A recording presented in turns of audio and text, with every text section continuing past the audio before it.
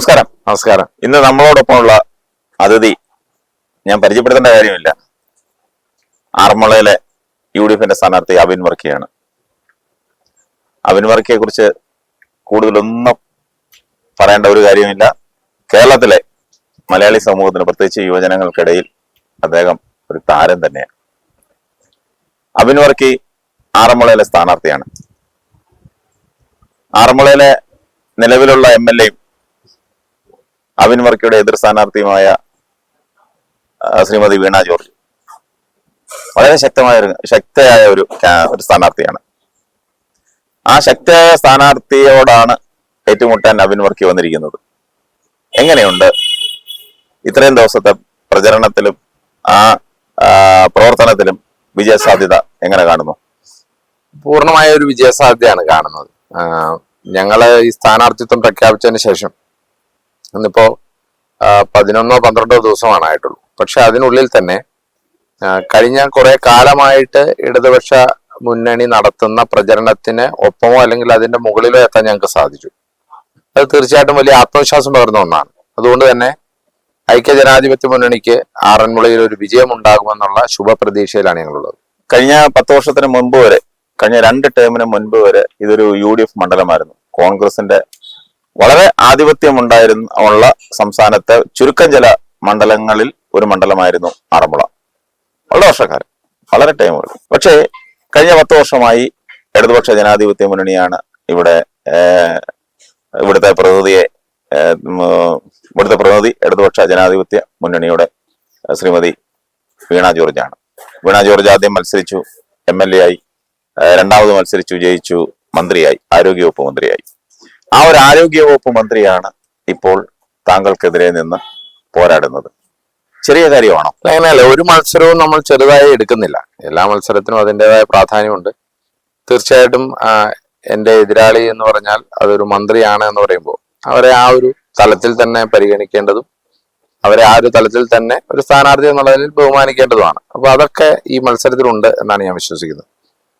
അവര് കഴിഞ്ഞ 10 കൊല്ലമായി ഇവിടെ നടത്തുന്ന പ്രവർത്തനങ്ങൾ തന്നെയാണ് എൻ്റെ പ്രധാനപ്പെട്ട ഇലക്ഷൻ മുദ്രാവാക്യം. കാരണം 10 കൊല്ലമായി കേരളം ഭരിക്കുന്ന സർക്കാർ നടത്തുന്ന ജനവിരുദ്ധ നയങ്ങളും പ്രവർത്തനങ്ങളും 10 കൊല്ലമായി ഈ ആറന്മുളയെ സംബന്ധിച്ചിടത്തോളം ഒരു നഷ്ടത്തിന്റെ ദിനങ്ങളായിരുന്നു. അതൊരു വികസനമില്ലായ്മയുടെ ദിവസങ്ങളായിരുന്നു.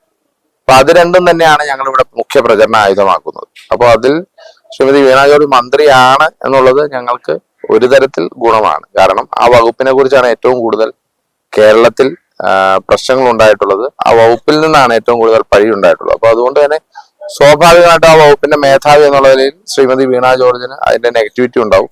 അത് ആറന്മുളയിൽ ഞങ്ങൾക്ക് ഗുണം ചെയ്യും എന്നുള്ള പ്രതീക്ഷയാണ് ഞങ്ങൾക്കുള്ളത്.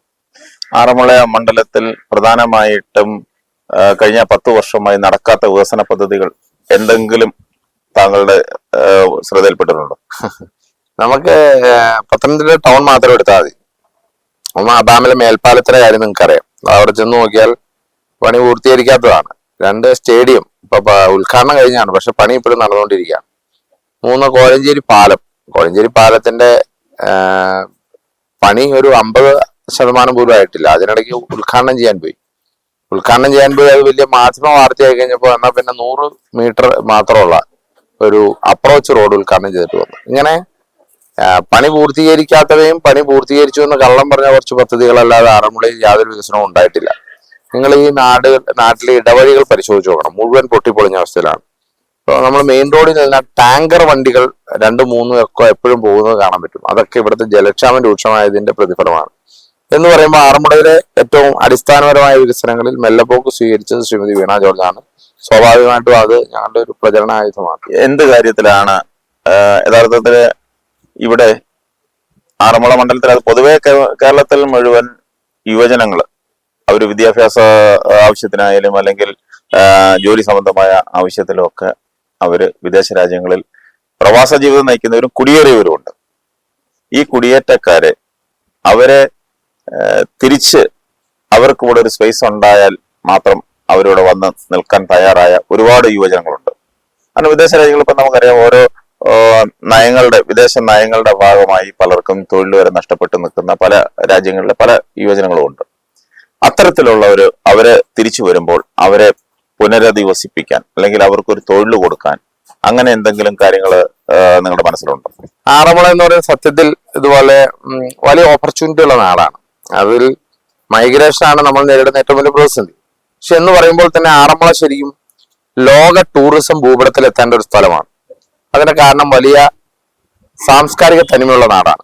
അതിപ്പോ പാർത്ഥസാരഥി ക്ഷേത്രവും വള്ളംകളിയും വള്ളസദ്യയും ആറന്മുള കണ്ണാടി അമേരിക്കൻ പ്രസിഡന്റ് ഗിഫ്റ്റ് കൊടുക്കുന്നതായിട്ടാണ്. പക്ഷെ ആറന്മുള കണ്ണാടിയുടെ യാതൊരു ഗുണവും ആറന്മുളയ്ക്ക് ലഭിച്ചിട്ടില്ല എന്നുള്ളതാണ് യാഥാർത്ഥ്യം. ഇനി അത് മാത്രമല്ല, പടയണിയും പള്ളിയോടങ്ങളും എന്ന് വേണ്ട ഇപ്പൊ മാരാമൺ കൺവെൻഷനും കുമ്പനാട് കൺവെൻഷനും പോലുള്ളവ, അല്ലെങ്കിൽ ചെറുകോൽപ്പുഴ ഹിന്ദുമത കൺവെൻഷൻ, ഇങ്ങനെയൊക്കെ വലിയ സാംസ്കാരിക തനിമയുള്ള ഈ നാടിനെ നമുക്ക് അങ്ങനെ ഒരു കൾച്ചറൽ ടൂറിസം സെന്ററാക്കി മാറ്റാൻ പറ്റുന്ന ഒരു ഓപ്പർച്യൂണിറ്റി ഈ നാട്ടിനുണ്ട്.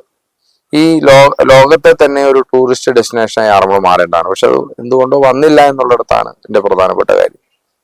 പിന്നെ ഇതിനകത്ത് ഞങ്ങൾക്കൊരു ക്ലിയർ വിഷൻ ഉണ്ട് ആറന്മുളയെ സംബന്ധിച്ച്. ആ ക്ലിയർ വിഷൻ നടപ്പിലാക്കുന്നതിനാണ് ഞങ്ങൾ വോട്ട് ചോദിക്കുന്നത്.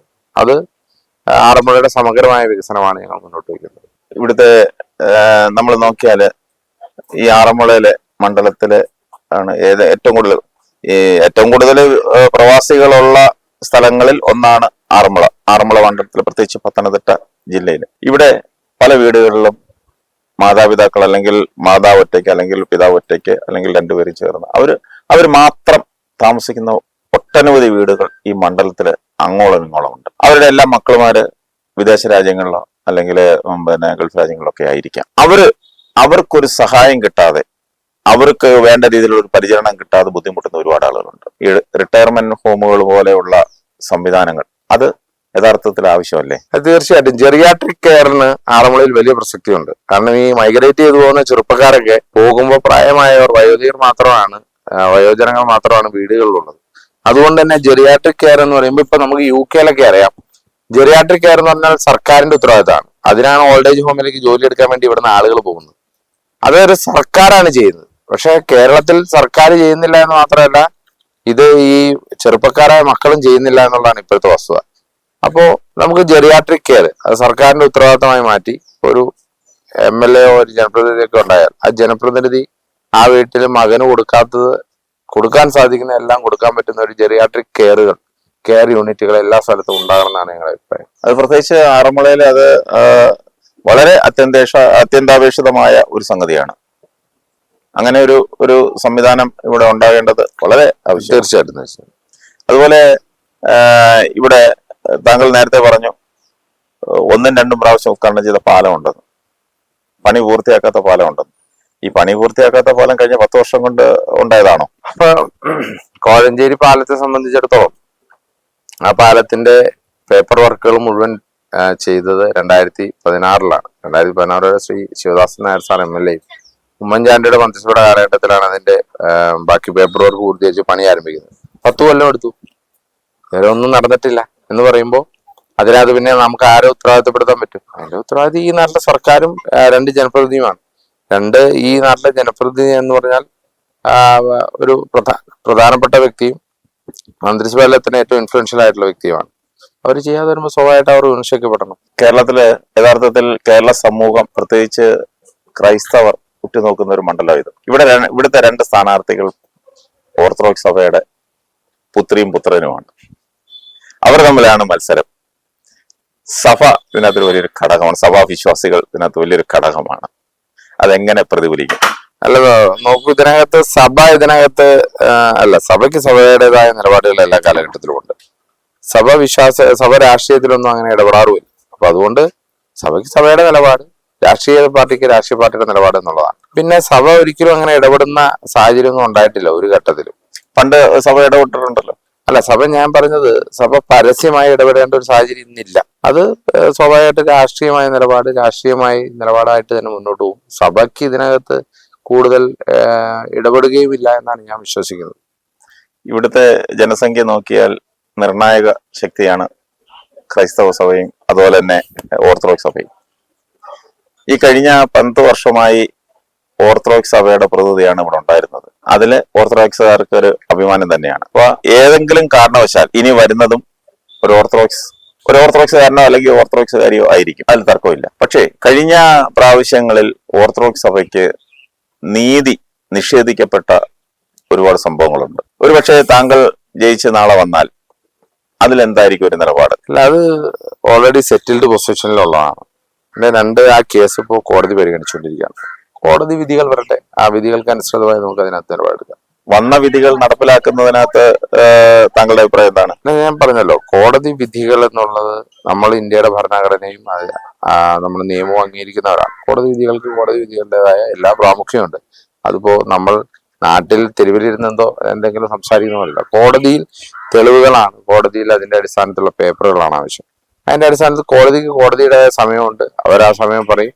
അപ്പൊ അത് അങ്ങനെ തന്നെ വരട്ടെ എന്നുള്ളതാണ് ഞാൻ ആലോചിക്കുന്നത്. ഈ തിരക്കിനിടയിലും അല്പസമയം ഞങ്ങളോടൊപ്പം ചെലവഴിച്ചതിൽ അഭിനു വർക്കിക്ക് എല്ലാവിധ നന്ദിയും.